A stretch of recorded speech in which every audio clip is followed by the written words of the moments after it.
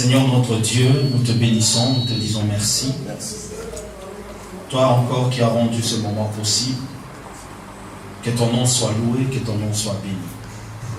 C'est un programme tant attendu, que nous avons souhaité, que nous avons voulu, et par ta grâce, tu as permis que cela ait lieu et place. Nous te sommes infiniment reconnaissants. Merci pour la présence de tout un chacun de nous.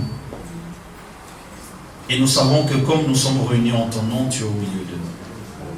Tout ce que je demande, que l'onction qui brise le joug, la présence du Saint-Esprit, puisse briser le joug sur la vie de quelqu'un, sur les épaules de quelqu'un, sur la conscience d'une personne, sur l'âme d'une personne. Je prie au nom de Jésus que l'onction qui brise le joug puisse briser cela. Parce que la Bible dit, dans ta présence, il y a l'onction qui brise le joug.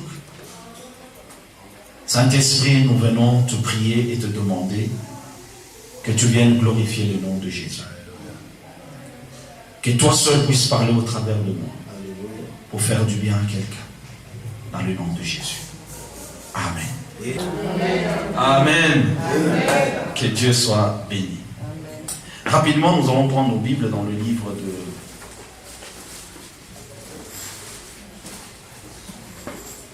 Luc chapitre 5 à partir du verset 17. Et nous allons lire rapidement jusqu'au verset 26. Je vais lire rapidement. Un jour, Jésus enseignait. Des pharisiens et des docteurs de la loi étaient là assis, venus de tous les villages de la Galilée, de la Judée et de Jérusalem. Et la puissance du Seigneur s'est manifestée par des guérisons. Et voici des gens portant sur un lit un homme qui était paralytique, cherchaient à le faire entrer et à le placer sous ses regards.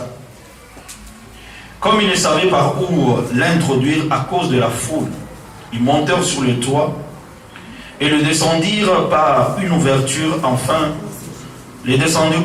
une ouverture avec son lit, au milieu de l'assemblée devant Jésus. Le verset 20. Voyant leur foi, Jésus dit, « Homme, tes péchés te sont pardonnés. » Je pourrais m'arrêter là. Voyant leur foi, Jésus dit, « Homme, tes péchés te sont pardonnés. » Les scribes et les pharisiens se mirent à raisonner et à dire, « Qui est celui-ci qui profère des blasphèmes, qui peut pardonner les péchés si ce n'est Dieu seul ?» Jésus, connaissant leurs pensées, prit la parole et leur dit, « Quelle pensée avez-vous dans vos cœurs? Lequel est plus aisé, de dire tes péchés te sont pardonnés, ou de dire lève-toi et marche? Or, afin que vous sachiez que le Fils de l'homme a sur la terre le pouvoir de pardonner les péchés, je te leur donne, dit-il au paralytique, lève-toi, prends ton lit et va dans ta maison. À l'instant, il se leva, en leur présence, prit le lit sur lequel il était couché, s'en allant dans sa maison, glorifiant Dieu. Tous étaient dans l'étonnement et glorifiaient Dieu. Remplis de crainte, ils disaient, nous avons vu aujourd'hui des choses étranges. Amen. Amen. Vous pouvez vous asseoir.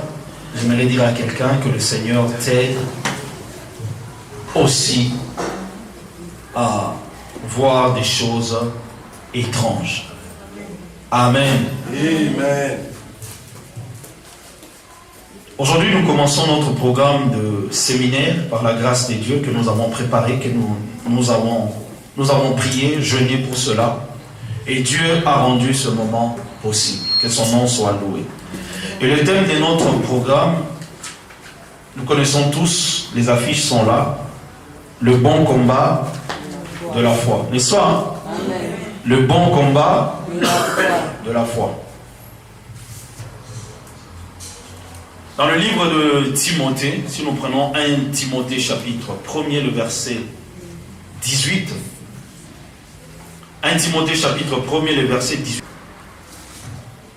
La recommandation que je t'adresse, Timothée, mon enfant, selon les prophéties faites précédemment à ton sujet, c'est que d'après elle, tu combattes le bon combat, Le verset 19. En gardant la foi et une bonne conscience. Cette conscience, quelques-uns l'ont perdue et se sont fait, et ils ont fait naufrage par rapport à la foi. Ça, c'est le chapitre 1er de Timothée. L'apôtre Paul est en train de s'adresser à son fils Timothée. Et le livre de Timothée porte aussi le nom de l'enfant de Paul dans le Seigneur, Timothée. Et les deux épîtres, si vous lisez les lecteurs de la Bible, vous allez être d'accord avec moi, c'est un livre adressé aux pasteurs. C'est un livre adressé à l'Église. C'est une lettre qui a été écrite spécialement pour les pasteurs. Et moi, j'aimerais dire, toi aussi, cette lettre t'est adressée aussi aujourd'hui parce que tu es croyant. Amen. Amen. Avant d'être d'abord pasteur, tu commences d'abord, on est tous chrétiens et enfants de Dieu. Amen. Le pasteur, ce n'est que le titre, ce n'est qu'une qualification, une tâche de plus que le Seigneur te donne en tant que chrétien. Pasteur, apôtre, prophète, évangéliste, tous nous sommes sur le même pied d'égalité, nous sommes tous fils et filles de Dieu. Mais là, l'apôtre Paul est en train d'adresser quelque chose à Timothée.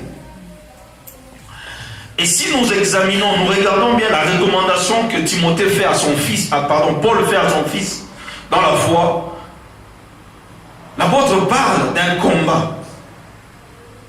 Il ne parle pas seulement d'un combat, mais il y a un adjectif qui accompagne cela. Bon. Une qualification pour distinguer le combat dont l'apôtre Paul est en train de parler. Il dit combat, le bon combat. Donc s'il parle de bon, il y a aussi de mauvais. N'est-ce pas? Amen. Quand on a quelque chose de bon, il y a aussi quelque chose de mauvais. Il y a le vrai et il y a le faux. Il y a la vérité et il y a le mensonge. Et l'apôtre Paul là est en train de parler d'un bon combat. Et aujourd'hui, moi, je ne veux pas m'attarder à parler sur le mauvais combat. Je vais m'arrêter à parler que sur le bon combat dont l'apôtre Paul est en train de parler à son fils Timothée. En étudiant bien ce passage, nous voyons comment l'apôtre Paul exhorte son fils. Il dit ceci, tout simplement. Il fait une recommandation à Timothée, il lui dit, écoute, combat le bon combat de la foi. Et comment il le fait-il? Il lui demande simplement, écoute Timothée, garde la foi et une bonne conscience. C'est tout ce qu'il demande à Timothée. Tout ce verbe-là, ou tous ces mots qui ont été écrits dans les deux versets que nous venons de lire de 1 Timothée 1er, 18 et 19, en un mot, il dit seulement à Timothée, combat le bon combat et garde une bonne conscience. Garde la foi et une bonne conscience. C'est tout ce qu'il demande à Timothée. De garder la foi et une bonne conscience. En d'autres termes, voici le conseil de Paul à Timothée. Demeure dans le combat de la foi. Réalise l'appel de Dieu dans ta vie. C'est de cette manière que tu livreras un bon combat dans cette vie. Demeure dans le combat de la foi. Réalise l'appel de Dieu dans ta vie. C'est de cette manière que tu livreras un bon combat dans cette vie. L'apôtre Paul était en train de préparer son enfant. Il savait qu'après lui, Timothée aura à faire face à des oppositions. Je ne suis pas venu parler d'un combat où nous allons chasser les démons. Vous me connaissez assez longtemps. Que la prédication ou ma prédication repose plus sur la parole de Dieu, sur la personne de Jésus. Et non sur le diable, et non sur Satan, et non sur les démons. Parce que cet adversaire-là, il a déjà été vaincu. Amen. Amen. Amen. Église de Dieu, nous ne combattons pas contre quelqu'un qui a de la force. Non, nous combattons contre une personne où les gens qui vont dans ce combat ne savent pas que l'adversaire qu'ils appellent leur adversaire a déjà été vaincu. Alléluia. Amen. La position du diable, elle est comment? J'aime quelque chose en anglais qui dit, il pose une question, où est le diable? is under my feet. C'est-à-dire le diable est sous mes pieds. Un anglophone bien affermi, si tu lui poses la question où se trouve le diable dans ta vie, il dira que le diable est sous mes pieds. Donc c'est-à-dire le diable est mon marche-pied. Et c'est pour ça que l'apôtre David est en train de dire jusqu'à ce que le Seigneur fasse de tes ennemis ton marche-pied. Parlons de Jésus. Or la victoire que Jésus a gagnée, ce n'était pas pour lui. C'était pour nous. Amen. Le combat que Jésus a livré sur la croix, ce n'était pas pour lui. C'était pour nous. Là n'est pas mon message. Amen. Amen. L'apôtre Paul va encore plus loin. Il compare Timothée à un soldat. Si vous prenez 1 Timothée chapitre 2, le verset 3 à 4, il dit ceci: souffre avec moi comme un bon soldat de Jésus-Christ. Le verset 4. Il n'est pas de soldat qui s'embrase des affaires de la vie s'il veut plaire à celui qui l'a enrôlé. Donc l'apôtre Paul est en train de comparer Timothée à un soldat, à un militaire. Il dit combat le bon combat comme un soldat de Jésus-Christ qui est là pour plaire non pas aux hommes mais pour plaire à Jésus. Bien-aimés, tous peuvent être contre toi, mais quand tu as l'approbation de Dieu, tu es majorité. Amen. Tu peux être seul contre tous, mais sois sûr que tu es avec Dieu. Amen. Mais quand tu es avec Dieu, rassure-toi réellement qu'il est avec toi. Et quand il est avec toi, peu importe ce que le monde peut dire. Alléluia. Amen. Dieu est avec toi. Amen. Peu importe. Il faut tout faire dans ta vie pour plaire à Jésus. C'est ça le combat qu'un chrétien doit mener dans sa vie. Tout faire dans ma vie pour plaire à Jésus. Alléluia. Amen.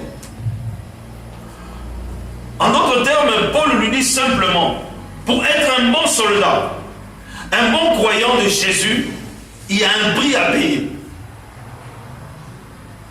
Un militaire pour monter des grades, des échelons, il a un prix à payer. Et le plus fort de prix qu'un militaire ou un soldat paye, c'est sa soumission et son obéissance. Vous êtes d'accord avec moi? Amen. Le centenier devant Jésus, qu'est-ce qu'il a dit? Il a confessé une fois que Jésus lui-même était étonné. Il a dit dans tout Israël, je n'ai jamais vu une foi comme ça. Pourquoi le centenier a parlé? Il a parlé en langage militaire. Parce qu'il était un soldat. Bien-aimé, dans ta vie de tous les jours, tu dois prendre ta vie sociale, tu dois prendre ton travail, tu dois prendre ton activité, l'associer à Jésus. C'est donc quand il répondait à Jésus, il répondait par rapport à son activité, à sa profession de militaire. Il a dit, Seigneur, si j'ai des supérieurs devant moi, ou au-dessus de moi, s'ils me disent d'aller, je vais. S'ils me disent de revenir, je reviens. Et moi aussi, j'ai des gens qui sont sous moi. Quand je leur dis, allez, ils partent. Venez, ils reviennent. Donc si toi tu dis seulement un mot, tu n'as pas besoin de te déplacer. Parce que quand un haut fonctionnaire de l'armée donne un ordre à un militaire, il n'a pas besoin d'aller vérifier. Il sait que cela sera exécuté. Donc Seigneur, tu n'as pas besoin de te déplacer. Ce que tu diras, ça va s'accomplir. Parce que quand moi je dis à un soldat, viens, le soldat vient. Raison pour laquelle l'apôtre Paul compare Timothée à un soldat. Il dit, si tu veux être un bon chrétien, un bon soldat de Jésus-Christ, cela exige un prix à payer. Et le grand prix à payer pour un chrétien, c'est la soumission et l'obéissance. Alléluia. Amen. Nous avons tiré notre thème de notre séminaire, 1 Timothée chapitre 6, le verset 12. La Bible dit ceci: combat le bon combat de la foi. Saisis la vie éternelle à laquelle tu as été appelé, pour laquelle tu as fait une belle confession en présence d'un grand nombre de témoins. Alléluia. Ça, c'est l'apôtre Paul qui revient encore au chapitre 6. Au chapitre 1er, il a parlé de ça. Et pour terminer le chapitre 6, il revient encore sur la qualité du combat que Timothée doit mener. Ici, l'apôtre Paul vient dire déjà à Timothée ce qu'il lui avait dit concernant le bon combat de la foi. Et par rapport à ça, le mot qui m'a plus attiré, c'était confession. Est-ce que vous voyez ça? 1 Timothée chapitre 6, le verset 12. Prends avec moi ta Bible. La Bible dit ceci: combat le bon combat de la foi, saisis la vie éternelle, à laquelle tu as été appelé, pour laquelle tu as fait une belle confession, en présence d'un grand nombre de témoins. Et le mot qui m'a interpellé dans tout cela, dans ce chapitre, ou dans ce verset, pardon, c'est le mot confession. Confession vient du verbe confesser, qui veut dire simplement déclarer ou avouer sa foi. C'est ça, confesser. Église de Dieu, dans le domaine spirituel, que ce soit du côté de Dieu, que ce soit du côté du diable, la confession ou la déclaration de sa foi a une grande efficacité. C'est la clé même pour accéder dans le royaume divin. C'est la clé aussi pour accéder dans le royaume de Satan. Ça va de pair. Alléluia. Amen. Nous étions tous de la République du Zaïre, n'est-ce pas? Hein? Avant que ça soit le Congo. On appelait ça prestation de Serment. Ah. Nous qui sommes nés à cette époque-là, Maman Jeanne répond directement. Prestation de serment. C'est-à-dire déclarer son appartenance, son obéissance, sa soumission au guide. N'est-ce pas? Et cette cérémonie, si tu as été programmé ou choisi, il n'y a aucune excuse. Tu dois être là. Mon bout, tu peux arriver en retard. Mais vous êtes déjà là. Tous qui sont là. Le palais du peuple était rempli. Prestation du... Ça passait à la télévision. Il n'y avait aucune autre mission qui pouvait passer en dehors de ce programme-là. Pourquoi ils venaient faire quoi? Ils venaient déclarer. Bien aimé, la confession, c'est la déclaration de sa foi. Et ces gens, quand ils venaient prêter serment, ils déclaraient leur obéissance et leur soumission à qui? Au guide. Eux-mêmes, ils l'appelaient le guide. Amen. Amen. Bien aimé, la déclaration, c'est la clé pour avoir accès au domaine de Dieu. Avouer sa foi.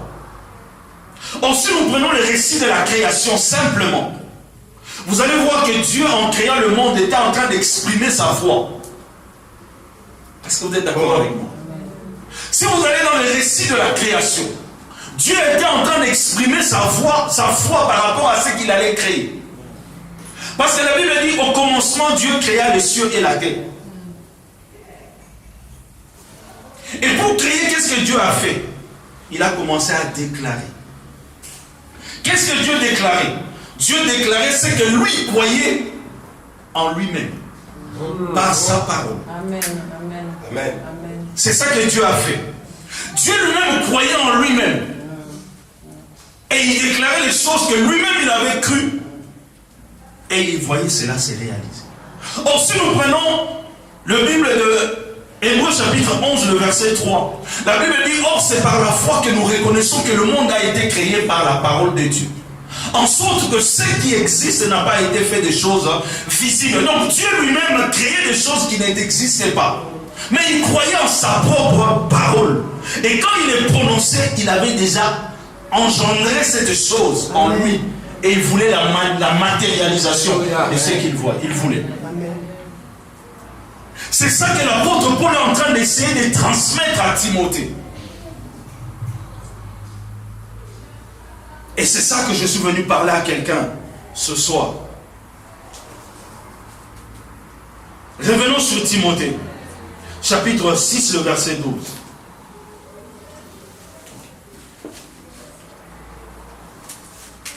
Timothée a fait une belle confession de quoi? La réponse est claire. Timothée a fait une belle confession de sa foi devant un grand nombre de témoins. Alléluia. Bien aimé, le jour où, vous savez, il y a un verset que moi et le pasteur Désiré, nous aimons beaucoup. Nous allons y arriver. Mais si je peux brûler un peu les étapes, c'est Romains chapitre 9, Romains chapitre 10, pardon, le verset 9 et le verset 10. Pour moi, c'est le seul verset qui soutient le Nouveau Testament, l'évangile, la prédication de la croix. Il y a aussi le verset que je viens de citer là, Hébreux chapitre 11, le verset 3. Mais si nous prenons Romains chapitre 10, la Bible dit ceci, à partir du verset 9. Si tu confesses de ta bouche le Seigneur Jésus, et si tu crois dans ton cœur que Dieu l'a ressuscité des morts, tu seras sauvé. N'est-ce pas? Hein? Ça c'est pour accéder au royaume divin, pour un pécheur d'aujourd'hui. Alléluia. Amen. Je vais y arriver. Si tu confesses de ta bouche le Seigneur Jésus, si tu crois dans ton cœur que Dieu l'a ressuscité des morts, tu seras sauvé. Le verset 10 poursuit. Car c'est en croyant du cœur qu'on parvient à la justice. Et c'est en confessant de la bouche qu'on parvient au salut. En d'autres termes, on parvient au résultat voulu. Amen. C'est en confessant de la bouche qu'on parvient au résultat souhaité. Et quand Dieu créait le monde, il souhaitait quelque chose.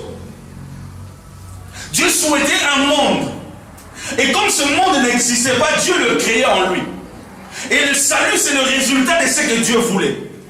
Et le salut que tu reçois, que moi j'ai reçu, c'est le résultat du souhait de Dieu quand il avait envoyé son fils Jésus. Le résultat, c'était quoi? Que toi, tu sois sauvé. Quand Dieu avait envoyé Jésus, ce n'était pas un hasard, ce n'était pas un plaisir. Le but de Dieu, c'était que toi, tu sois sauvé. Le résultat, c'est le salut. Le salut, là, tu peux l'attribuer peut-être à un enfant que tu cherches. Le salut, là, tu peux l'attribuer peut-être à un travail que tu cherches. Le salut, là, tu peux l'associer peut-être à une demande que tu attends de la part de Dieu. C'est ça le salut. Alléluia. J'ai un peu précipité les choses. Mais souvent, nous les chrétiens, quand nous entendons le mot confesser, nous pensons toujours à confesser le péché. N'est-ce pas, hein? Il est en train de confesser. Quand tu entends, oh, il est avec le pasteur, il confesse. C'est-à-dire qu'il a fait une faute. N'est-ce pas, hein? Jamais on pense à la déclaration. On pense toujours à la confession. Ah, on l'a vu avec le pasteur. Il était en train de confesser. Confesser, on les garde toujours dans le mauvais sens, que quelqu'un a péché. Que quelqu'un est tombé. Quelqu'un est en train d'avouer une faute. Mais on ne pense pas souvent dans le sens que confesser, c'est avouer sa foi en Christ. Mais aujourd'hui, je suis venu te dire de voir les choses d'un autre angle. Confesser sa foi en Christ. Confesser, je ne t'amène pas seulement à confesser le péché, mais je t'amène à confesser ta foi. Tu crois en quoi? Parce que la Bible dit, la vie et la mort appartiennent au pouvoir de la langue. C'est lui qui aime cela. Dans d'autres termes, on dit, c'est lui qui aime beaucoup parler. Va voir les résultats de ses paroles. Et celui qui parle beaucoup ne manque pas de péché. N'est-ce pas? Les gens qui parlent beaucoup. Et à un moment donné, il m'arrive aussi de beaucoup parler. Tu sens qu'à un moment donné, je parle beaucoup. Et quand je parle beaucoup, moi-même, je m'assois, je dis non. Et quand je parle beaucoup, je dis aussi des bêtises. Des fois, quand tu fais quelque chose, c'est Église de Dieu, quand nous sommes dans des problèmes, nous oublions que nous ne sommes pas seuls. Amen. Quand tu traverses des moments difficiles, tu penses que Dieu t'a abandonné. Quand tu traverses des moments où tu n'as pas de réponse, des choses qui t'arrivent, tu te dis où est Dieu? Mais Dieu, il est à tes côtés. Le Saint-Esprit est là. Les jours que tu as reçu le Seigneur Jésus-Christ comme Seigneur et Sauveur, le Saint-Esprit est venu dans ta vie et tu n'es plus seul. Amen. Non, amen. Jamais tout seul. Non, jamais tout seul. Jésus-Christ, mon Seigneur, me garde. Je ne sais pas si je chante bien, mais je connais les paroles. Amen. Il me garde jamais tout seul. Nous qui aimons le foot, quand vous regardez le club de Liverpool, ils ont un chant qui chante. You will never walk alone. Même quand ils sont dans les mauvaises périodes de leur saison, les supporters se lèvent. Bien que vous êtes en train de traverser des moments difficiles, vous n'êtes pas seul. Nous, les supporters, nous sommes à côté de vous. Si un païen, les païens peuvent croire, les joueurs peuvent espérer à l'encouragement de leurs supporters, à combien plus forte raison, toi, chrétien? Quand ils chantent ces cantiques, quand vous êtes là, quand vous suivez ce match, bien que ce sont des paroles des païens, ça donne la chair des poules. Parce que même un païen peut croire et les choses arriver. Amen. Quand vous posez la question, nos frères, ils disent quoi? Je crois en moi-même et à mon travail. Souvent, les gens avec qui nous sommes ici, pour ne pas citer, ils te disent quoi? Quand tu lui dis tu crois en Dieu, il dit non, je ne crois pas en Dieu. Je crois en moi-même et à mon travail. D'abord, il commence par croire en qui? Or, si un païen peut croire en lui-même, toi, tu dois croire en toi-même et en Jésus. Donc, tu as deux croyances qui font que l'échec n'est jamais ta portion. Amen. Amen. Alléluia. Amen. Je ne sais pas si je suis en train de transmettre. Amen. Amen. Amen. Et dans le Nouveau Testament, pour aller rapidement, nous avons 4 sortes de confessions. Dans le Nouveau Testament, nous avons 4 sortes de confessions. La première, les enseignements de Jean-Baptiste et de Jésus concernant la confession des péchés des Juifs. Si vous prenez Matthieu chapitre 3, le verset 5 à 6, Jean chapitre 16, le verset 7 à 11. Dans Matthieu chapitre 3, le verset 5 à 6, la Bible parle que les Juifs venaient se faire baptiser auprès de qui? Auprès des gens.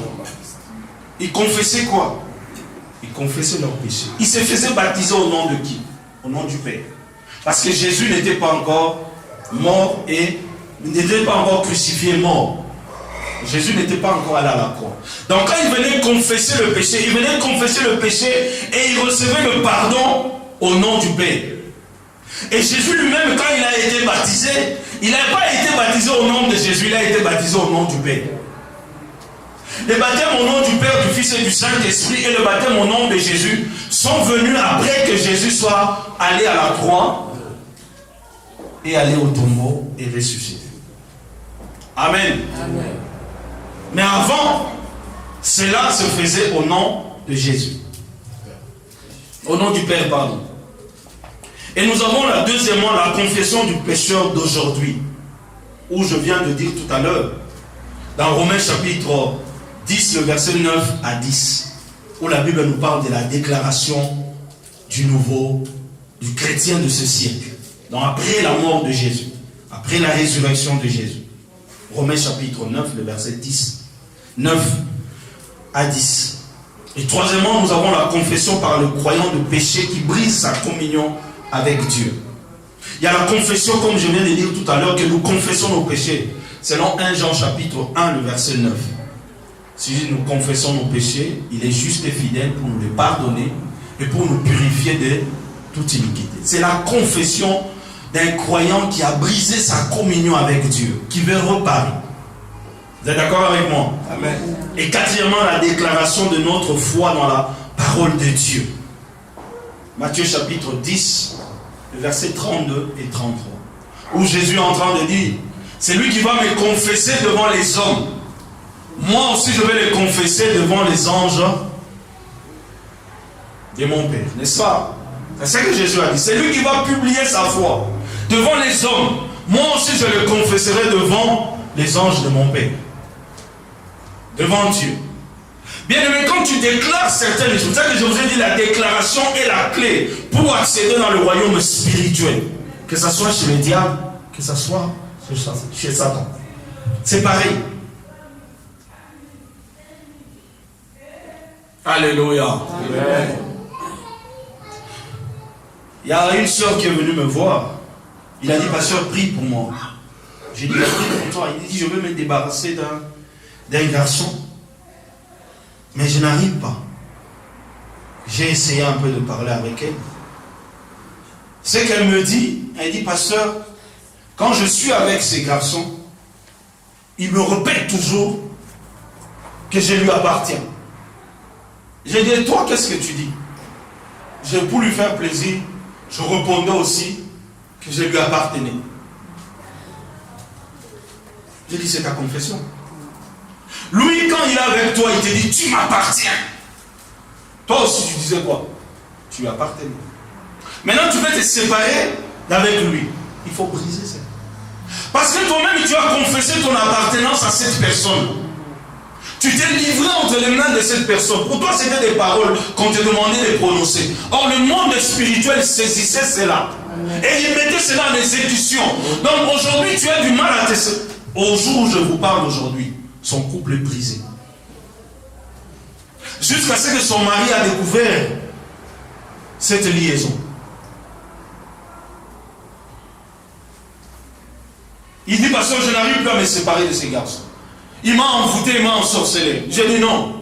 Elle dit non, elle m'a marabouté. J'ai dit non, il ne t'a pas marabouté. Le monde spirituel a juste pris les paroles que toi tu sortais. Et que ce monsieur te faisait répéter. Et tu les as répétées. Et le monde spirituel a saisi cela. Vous a lié. Au jour d'aujourd'hui, elle avait 2 enfants.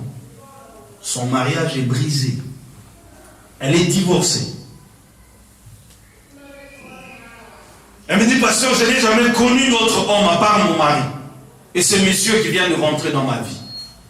Et il est rentré dans ma vie, il a brisé mon mariage.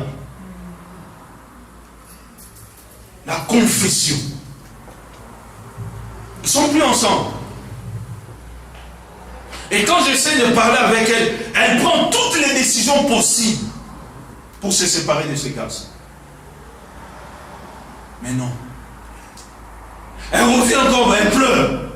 Pasteur, je n'arrive toujours pas. J'ai tout fait. Tu m'as dit de jeûner, je jeûnais. J'ai dit, le problème ne se trouve pas à ce niveau. Le problème se trouve, il faut que toi, maintenant, tu commences à confesser que tu ne lui appartiens plus. Et cette confession, tu dois la déclarer avec toute ta foi et briser cela. Il y a certains liens que nous-mêmes, nous allons chercher. Il y a certaines portes que nous-mêmes, nous allons ouvrir par des simples phrases. Tellement tu es emporté par des sentiments, des émotions. Oui, je t'appartiens. Et toi tu dis ça, et le monsieur, il sait ce qu'il est en train de faire. Il sait pourquoi il t'a fait prononcer ces choses-là. Et toi aussi pour lui faire plaisir, oui, je t'appartiens. Et à chaque fois que ce monsieur part, quand il n'a plus, il aime bien, il revient. Il prend l'argent auprès de la soeur, il s'en va. Il dit, pasteur, je ne sais pas. À chaque fois, il me dit, il me montre, il me dit, je suis ici. Ça veut dire quoi, pasteur? C'est pas une Congolaise. C'est pas une Congolaise. Il me dit toujours ça. Il me fait ça. Je suis ici. Je suis ici. Quand il me montre sa paume de main, il me dit, je suis ici. Dès que j'entends sa voix, j'ai changé tous les numéros de téléphone possibles. Mais au final, je l'appelle toujours. Lui, il est là-bas avec sa femme. Son couple. Le monsieur a son couple. La confession. Le monsieur a le couple. Mais elle n'a plus de couple. Elle m'a fait croire que c'était fini. Parce qu'elle est venue me voir et dit, le monsieur devait aller au Congo. Il est venu, il m'a pris 1200 €. Quand je le regarde à la fin, je vois ce qu'il met sur Facebook, je le vois avec sa femme. Donc il est parti avec sa femme avec mon argent.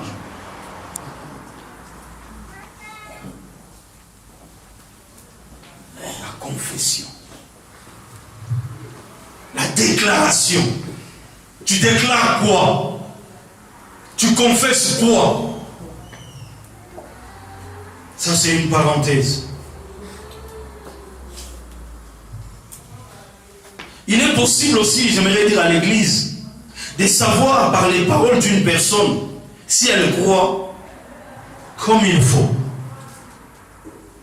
Pour savoir si un chrétien de la foi, il faut seulement entendre ses déclarations. Ces derniers temps, depuis que l'année a commencé, j'ai dit non, c'est fini. Quand je priais, hier, j'ai dit non, c'est fini. Depuis que le pasteur Désiré peut être au courant, même Papa Cyril, depuis que cette année a commencé, j'ai commencé à déclarer Nicolas Nazan Piaka, Piaka. Et oui, je commence à vivre réellement des Piaka. Manque d'argent. Je me suis dit non, je ne veux plus déclarer ça. C'est la seule année où il m'arrive de manquer même Dieu. Ça fait longtemps que j'ai vu ces choses.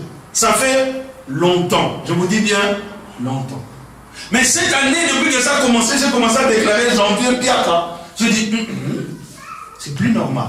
C'est-à-dire, moi-même, j'ai réalisé que moi-même, je suis en train d'appeler les Piaka dans ma vie. Aujourd'hui, à partir déjà d'hier, c'est fini. L'abondance. L'abondance. L'abondance. Bien aimé, les choses que je suis en train de vous dire sont vraies et réelles. L'abondance dans ma vie. Si la déclaration est mauvaise, ce que tu crois aussi est mauvais. N'est-ce pas? Amen. Si la déclaration est mauvaise, ce que tu crois est aussi erroné et mauvais. Si quelqu'un, ce qu'il croit est erroné, sa pensée l'est aussi également. Si ce que tu crois est mauvais, ta pensée aussi est mauvaise. Raison pour laquelle l'apôtre Paul est en train de dire dans Romains chapitre 12, le verset 2, soyez transformés par le renouvellement de l'intelligence. Ne vous conformez pas au siècle présent. Le siècle présent te pousse à te conformer à quoi? À ce que ce siècle présent te dit de faire, te dit de croire. Amen. Amen. Église de Dieu, retenez ceci. J'arrive à la fin de mon message. Retenez ceci. Croire, penser et dire. Ces trois choses sont liées. Croire, penser et dire. Ces choses sont liées. Ce que tu crois, ta pensée aussi doit l'admettre. Et ta parole aussi doit le dire. Doit le confesser. Merci, pasteur. Ce que tu crois, ce que tu penses, c'est ce que tu dois dire.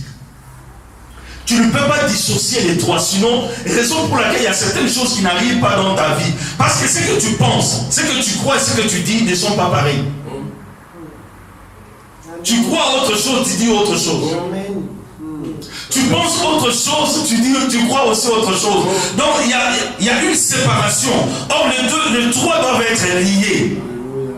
Je crois, je pense et je dis.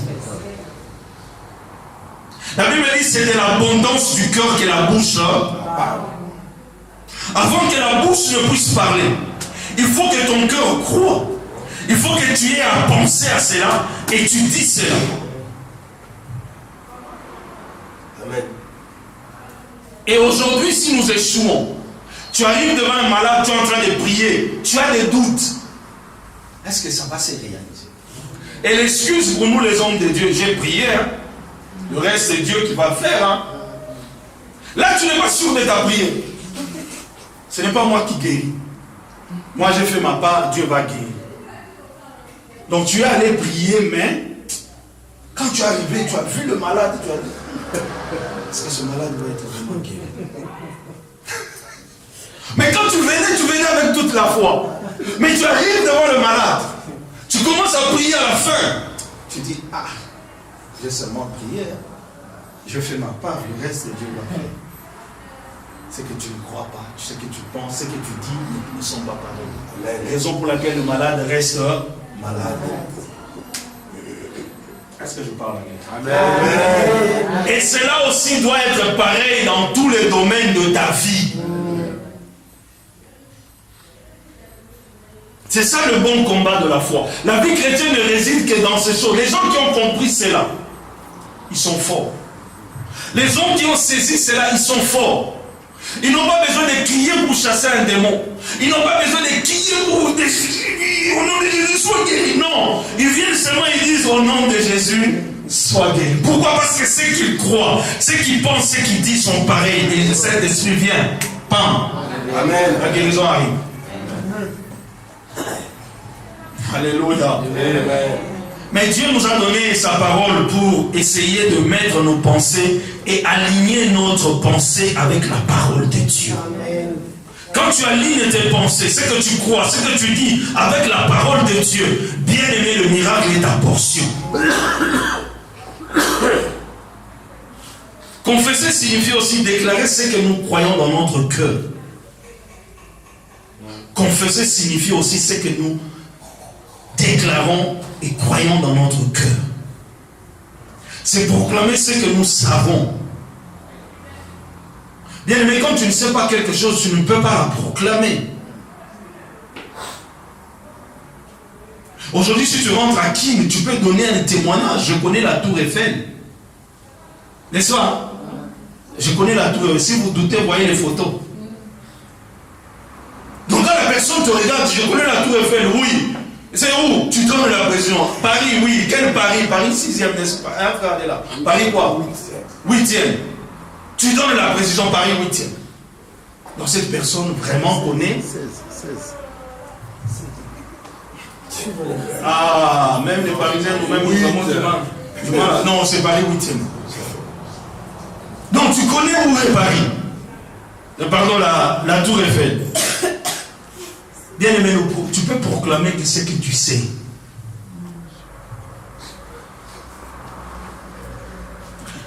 Confesser, c'est rendre témoignage à une vérité qu'on a compris. C'est ça. Tu peux confesser que c'est que tu as compris. Quand nous étions à l'école, quand il y a eu une équation à l'école, au tableau, les gens qui levaient la main, c'était les gens qui avaient fait quoi? Et souvent, c'était des questions difficiles. On dit qui va passer au tableau. Là, tu vas voir les mains. Mais ceux qui savent, ils se lèvent, il va tout doucement au tableau et il commence à écrire. Pas, il donne la réponse. Pourquoi? Il confesse ce qu'il a maîtrisé. Bien aimé, apprenons à maîtriser la parole de Dieu. Apprenons à maîtriser notre foi. Apprenons à maîtriser Jésus. Amen. On peut maîtriser Jésus. Tu me dis, mais il est Dieu, comment je vais le maîtriser? Tu vas le maîtriser quand tu lui obéis et tu lui es soumis. Tu vas le maîtriser. Côté de ce côté-là, Dieu devient faible. Quand tu es obéissant et soumis, c'est fini. Dieu se laisse. Alléluia. Amen. Pour finir, voici les 5 parties de ce que Timothée avait confessé en présence d'un grand nombre de témoins. Ce que Timothée avait confessé devant un grand nombre de témoins. Premièrement, ce que Dieu a obtenu pour nous en Christ dans son plan de rédemption. C'est ce que Timothée confessait. Ce que Dieu a obtenu pour nous en Christ dans son plan de rédemption. Donc, l'apôtre Paul était en train de préparer Timothée. Écoute, comprends le plan de Dieu qu'il avait pour nous dans le salut, dans la rédemption. Donc, Timothée devait maîtriser ces choses parce qu'en son tour, il devait les transmettre. Amen. Et ce que moi je vous transmets aujourd'hui, par la grâce de Dieu, j'ai aussi la maîtrise de ce que je vous transmets aujourd'hui. Amen. Alléluia. Amen. Deuxièmement, ce que Dieu a accompli en nous par la parole et le Saint-Esprit. Ce que Dieu a accompli en nous par sa parole et par le Saint-Esprit. Par sa parole, Dieu nous a régénérés. Par sa parole, Dieu nous a sauvés. Il envoya sa parole et sa parole les guérit. Pour que tu sois sauvé, il y a quelqu'un qui est venu te parler de Jésus. Et quand cette personne te parlait, tu ne voyais pas, mais tu entendais les paroles qu'il te disait. Il sortait des paroles et par rapport à ces paroles, tu as cru. Et le Saint-Esprit est venu dans ta vie. Quand on t'a annoncé Jésus, la personne qui est venue te l'annoncer n'était pas muette. La personne parlait. Et quand cette personne parlait, le fait de ses paroles ont créé en toi la foi. Amen. Et quand tu as cru, tu as confessé, le salut est venu, le Saint-Esprit est rentré. Amen. Oh. Troisièmement, Timothée a confessé qui nous sommes en Jésus-Christ aux yeux de Dieu le Père. Il y a des fois toi-même tu te disqualifies devant Dieu. Tu ne sais pas ce que tu représentes aux yeux de Dieu. C'est comme si toi-même tu te dis, Dieu ne me connaît pas. Ben il ne te connaît pas. Dieu ne m'entend pas. Ben il ne t'attendra pas. Dieu ne m'écoute pas. Eh bien il ne t'écoutera pas. Mais si tu as dans ton cœur que Dieu t'écoute, tu es le fils de Dieu. Et quand tu viens devant lui, tu viens comme un fils. Amen. Il y a ma fille d'Arménie qui est là, c'est la seule qui fait des choses où même ses aînés lui disent, il n'y a que toi qui es culotté d'oser faire ça à papa. Il n'y a que toi. Une fois elle est venue, elle m'a touché à l'onction. Elle vient, elle touche à cela. Je dis, toi tu touches quoi? Sa maman lui dit, tu touches quoi? On ne cite jamais les noms. Et son frère qui les regarde, il dit, il n'y a que toi qui es culotté pour aller oser faire ça à papa. Pourquoi? Parce qu'elle n'a pas de limites. Aya Simbibi, onction. J'ai dit, pour avoir fait ça, Élisa a appelé des ours qui ont mangé des gens. Et toi, tu viens oser. Là où il y a l'onction. Ça veut dire quoi? Ce que tu es en train de dire. Je n'ai pas le droit de toucher. Tu es mon père, non? J'ai le droit. Alors, c'est choquant. Pourquoi? Parce qu'elle se sent fille de papa. Et nous aussi, devant Dieu, nous devons nous sentir enfants. Amen. Amen. Vous savez, les anglophones sont plus puissants à ce côté, plus que nous. Le pasteur sait. Là où j'ai été, il y a des prostituées qui venaient à l'église. Mais ils venaient offrir à Dieu. Vous savez, la confession, elle était tellement erronée, elle est mauvaise. Je ne t'encourage pas à faire ça. Tu sais ce qu'elle disait? Même quand je vais me prostituer, c'est Dieu qui me donne la force d'aller me prostituer. Est-ce que cette personne, tu peux l'arrêter? Dites-moi, je peux arrêter cette personne. Elle dit bien, je sais ce que je fais est mauvais. Mais quand même, je suis en train de le faire. Dieu me permet de le faire. Raison cette reconnaissance-là. De ce que lui me garde, je viens lui donner ma dîme. Je dis, elle n'est pas agréable. Je dis, pasteur, peu importe. Mais moi, ce que je crois, ce n'est pas ce que tu crois. J'ai dit non, c'est que la parole de Dieu dit. Il dit non, c'est que moi je suis en Dieu. Je suis sa fille. Even I'm wrong. Même si je suis dans l'erreur, il reste mon père. Même quand je suis dans le mal, Dieu reste mon père. Est-ce que cette personne-là, jusqu'à ce que le Saint-Esprit change sa façon de concevoir les choses, mais tant que le Saint-Esprit n'a pas encore travaillé, elle croit en cela. Elle vit par rapport à ça. Elle a accompli des choses par rapport à ce qu'elle croit. Elle sait que j'ai un Dieu. Un jour, il me délivrera. Quatrièmement, ce que Jésus est en train de faire pour nous, maintenant à la droite du Père. Il vit éternellement pour intercéder en notre faveur. Qu'est-ce que tu crois que Jésus est en train de faire? Lui-même, il a bien dit, je suis en train de vous préparer une place. Si ce n'était pas le cas, je vous l'aurais dit. C'est ce qu'il fait. Non pas seulement ça, mais il intercède encore pour toi. C'est-à-dire qu'au moment où toi tu es en train de pleurer, le Saint-Esprit, Jésus est en train d'intercéder pour toi. C'est ton avocat. Il plaide pour toi. Il défend ta cause jour et nuit. Même quand les combats sont là, des fois je dis à l'église, Dieu combat pour toi sans que tu sois au courant. Dieu ne ne te demande pas ton avis. Il ne te dit pas que j'ai combattu pour toi, mais il combat parce que tu es sa fille. Amen. Parce que tu es son fils.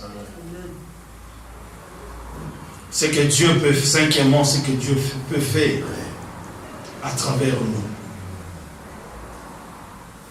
C'est ça que Timothée était en train de croire, de confesser. Et dans Luc chapitre 5, où nous avons lu, la Bible est en train de parler de certaines personnes qui avaient un ami qui était paralytique. N'est-ce pas? Et la Bible dit, ces hommes-là avaient la foi. Ils voulaient le bien de leur ami. Ils devaient prendre cet homme-là et l'amener vers Jésus. Mais la foule était là, les empêchant d'aller voir Jésus.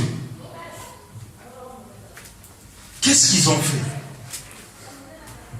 Ils ont fait une ouverture là. Après ça, ils ont dit on va réparer. Mais pour le moment, nous avons besoin que notre ami soit guéri. Écoutez bien ce qu'ils pensaient. On va prendre notre ami, on va le descendre au regard de qui? Devant qui? Je vous ai parlé de croire, de penser et de dire. Jésus dit ceci, le verset 20. Voyant leur foi. Jésus, est-ce qu'on peut voir la foi? Oh, Église de Dieu, est-ce qu'on peut voir la foi? La foi est abstraite, non? Or, la Bible nous dit ceci. Or, la foi est une ferme assurance des choses qu'on espère, une démonstration de celles qu'on ne voit pas. Mais Jésus a dit, il a vu leur foi. Il leur parle. Bien aimé, on peut voir la foi. Il n'y a que Dieu qui peut déceler la foi. Il n'y a que Dieu qui peut entendre la foi qui parle. Amen. Et là, Jésus a entendu leur foi. Et Jésus... Alléluia. Est-ce que Jésus voit ta foi? Donc la Bible nous dit ceci. Croire en Dieu, c'est une foi. Alléluia. Amen. Il y a une version qui dit bien les choses. Or, la foi est la substance de ce qu'on espère, l'évidence de ce qu'on ne voit pas. On dit que la foi est une substance, est une matière. Or, en physique, la matière, c'est quelque chose qui occupe un espace. N'est-ce pas? Comme cette chair-là. Quand on la regarde, elle occupe quoi? Elle occupe la place ou l'espace dans lequel il est situé, n'est-ce pas? Cette chair. Il y a un espace là. Et la foi aussi occupe une substance, occupe une matière. Donc Jésus a vu la matière de leur vie. Il a vu quoi? Il a vu la foi. Voyons leur foi. La foi de plusieurs personnes, de plusieurs amis. Bien-aimé, là, ta foi peut me sauver. Amen. Ta foi peut me faire du bien. Amen. Raison pour laquelle nous devons nous aimer les uns les autres. Nous devons aussi partager des moments difficiles que tu traverses. Ne sois pas seul. Ne t'isole pas. L'église sert à cela. L'église c'est l'assemblée. La Bible dit n'abandonnez pas vos assemblées comme font les autres. Restons unis. Quand on est unis, tu viens me dire ce que tu traverses. Peut-être j'ai une solution pour toi. Peut-être que tu n'auras pas besoin de prier. La chose que tu es en train de chercher, peut-être moi je la possède. Si tu as besoin de 20 euros, que tu demandes 20 euros, je fais quoi? Je sors 20 euros, je te le donne. Au lieu de passer ton temps à jeûner pour 20 euros, quelqu'un a 20 euros. Si tu lui dis que tu manques 20 euros, il te donne. Simplement. Voyons leur foi. Jésus leur dit, bien aimé, la foi, c'est la confession de sa foi en œuvre. Tu confesses quelque chose que tu mets en œuvre.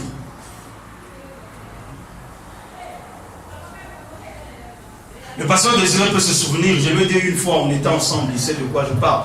Je lui ai dit, mon frère, on a quitté quelque part, on a dit qu'on allait quelque part.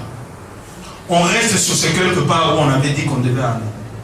Donc tout le chemin qu'on est en train de faire, ce n'est pas la destination que nous avons dit au départ. Restons sur ce que nous avons dit. Et quand nous sommes revenus sur ce que nous avons dit, et nous avons marché sur ça, nous sommes arrivés à destination. Amen. C'est ça la foi. C'est ça la foi. Et puis l'église de Dieu aujourd'hui, si nous ne voyons pas la foi, d'abord, premièrement, c'est parce que nous ne prêchons pas la parole de Dieu. Or, si nous prêchons la parole de Dieu, les miracles qu'on voit dans l'ancienne ou à l'église primitive, nous allons vivre cela. La confession ou la foi dissipe la crainte. La confession augmente la foi. Voilà là où je m'arrête. C'est ça que Timothée a confessé devant un grand nombre. Aujourd'hui, je suis venu te dire quelque chose. Le bon combat de la foi, c'est confesser ce que tu crois. Amen. Amen. J'aime la version King James qui dit ceci. La foi donne de la substance à ce qu'on espère. La foi donne la matière. Dieu espérait un monde. Dieu a déclaré ce monde. Que la lumière soit. La lumière. Donc aujourd'hui, je suis venu te dire, le combat, peut-être tu t'attendais à ce que je te parle du combat d'aller chasser les démons. Non. Le combat dont je suis venu te parler, dont je vous parlerai tous les jours. Église de Dieu, c'est simple. C'est la foi en Jésus. Amen. Amen. Amen. Amen. J'étais en train de prier dernièrement, j'ai tellement prié. Et pendant que je dormais, ma femme était à mes côtés, je me suis vu en train de chasser l'esprit de pauvreté. De toute ma vie. Moi, je sais qu'on chasse l'esprit de pauvreté en donnant. N'est-ce pas? Quand tu donnes, tu sèmes l'argent, tu vas récolter quoi? Je me suis vu en train de chasser l'esprit de pauvreté. Et quand je le faisais, je le disais haut et fort. Et ma femme qui était à mes côtés, elle me demande, Dad, c'est quoi? Et quand je me suis levé, j'en ai partagé aussi avec ma fille, j'ai dit, je me suis vu en train de chasser l'esprit de pauvreté. Et quand je chassais cet esprit-là, il y avait des rats qui partaient. Et quand je me suis réveillé, j'ai fait la même chose. Qu'est-ce que je vais te dire par là, pour terminer? C'est pour dire qu'il y a des situations peut-être qui peuvent durer dans ta vie. Mais si tu persévères à chercher la face de Dieu, Dieu va te révéler ce qu'il doit. Amen. Amen. Ne te lève pas pour combattre n'importe comment. Ne te lève pas pour chasser n'importe quel démon. Ne te lève pas pour crier contre les sorciers. Ne te lève pas pour chercher à accuser les autres. Lève-toi, va à la face de Dieu. Cherche Dieu. Il te révélera. Il te montrera ce qui cloche. C'est ça que Timothée a fait. Il a confessé. Il a déclaré sa foi. Il y avait un grand nombre de témoins. Toi, tu crois quoi? Tu confesses quoi? Et quand je finis, je dis à ma femme, réellement, il y avait un esprit de pauvreté quelque part. Que j'ai chassé. Parce que de moi-même, je ne crois pas en cela. De moi-même, je ne crois pas. Mais si Dieu l'a montré, si Dieu l'a révélé, comme je dis toujours, quand Dieu te montre quelque chose de bien, prie à ce que tu obtiennes cette chose. Quand Dieu te montre quelque chose de mauvais, prie en fait que cette chose parte. Donc si Dieu a révélé cela, c'est que quelque part, dans un domaine de ma vie, il y avait cet esprit, que lui-même Dieu m'a poussé à le faire inconsciemment. Et quand je me suis levé, étant un homme spirituel, je fais quoi? J'ai aussi fait ça physiquement. Est-ce que je suis allé à entrer dans les mosinos? Non. Je suis allé à chercher à lier? Non. J'ai seulement dit au nom de Jésus, sors. Fini. Et je crois en ce que je dis. Et quand je finis, quelques jours après, vous savez ce que Dieu m'a révélé, pasteur? Il m'a dit une chose. Ta bénédiction est tellement si grande que le temps est venu pour que je la déclenche. Amen. Amen.